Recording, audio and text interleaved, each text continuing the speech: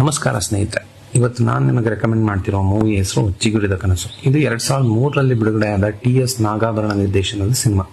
Doctor Shivraj Kumar ನಟಿಸಿರುವ ಅತ್ಯುತ್ತಮ ಸಿನಿಮಾಗಳಲ್ಲಿ ಇದು ಒಂದು. ಈ ಸಿನಿಮಾ 1951ರ ಜ್ಞಾನಪೀಠ ಪುರಸ್ಕೃತ ಶ್ರೀ ಶಿವರಾಮ ಕಾರಂತರ ಕಾದಂಬರಿ ಚಿಗುರಿದ ಕನಸು ಆಧಾರಿತ ಸಿನಿಮಾ. ಚಿತ್ರಕ್ಕೆ ಸಂಗೀತವನ್ನ ವಿ ಮನೋಹರ್ ಅವರು ನೀಡಿದ್ದು, ಅದರಲ್ಲೂ ಡಾಕ್ಟರ್ ರಾಜ್ಕುಮಾರ್ ಹಾಡಿರುವ ಬಂಧುವೇ ಆಡು ಚಿತ್ರದ ಆರಂಭದಲ್ಲಿ ಬಂದರೂ ಅದರ ಸಾಲುಗಳನ್ನ ಚಿತ್ರ ಮುಗಿದ ಮೇಲೂ ಗುನುಗುತ್ತಿರುತ್ತವೆ. ಇದರ ನಂತರ ಬಂದ ಹಿಂದಿಯ ಸ್ವದೇಶ್ ಸಿನಿಮಾನ ಈ ಚಿತ್ರ ನೆನಪಿಸುತ್ತೆ.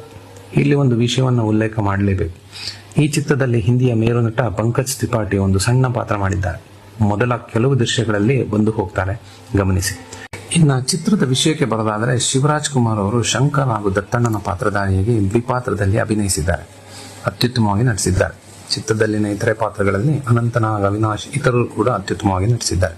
ಚಿತ್ರ ದೆಹಲಿಯ ಇಂಜಿನಿಯರಿಂಗ್ ಕಾಲೇಜಿನ ಕೊನೆಯ ದಿನಗಳಿಂದ ಪ್ರಾರಂಭವಾಗುತ್ತದೆ. ಅಲ್ಲಿ ಒಬ್ಬ ವ್ಯಕ್ತಿಯ ಮಾತಿನಿಂದ ಪ್ರೇರೇಪಿತನಾಗಿ ತನ್ನ ಮೂಲ ನೆಲೆಯನ್ನು ಹುಡುಕುತ್ತಾ ಕರ್ನಾಟಕದ ಬಂಗಾಡಿ ಎನ್ನುವ ಒಂದು ಕುಗ್ರಾಮಕ್ಕೆ ಬಂದು ಶಂಕರ್ ತಲುಪ್ತಾನೆ.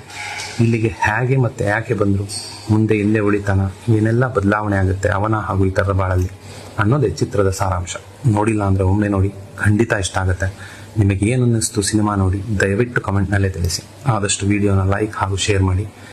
ಇದೇ ರೀತಿ ಮೂವಿ ರೆಕಮೆಂಡೇಶನ್ಸ್ಗೋಸ್ಕರ ನನ್ನ ಪೇಜನ್ನು ಫಾಲೋ ಮಾಡಿ. ಧನ್ಯವಾದಗಳು.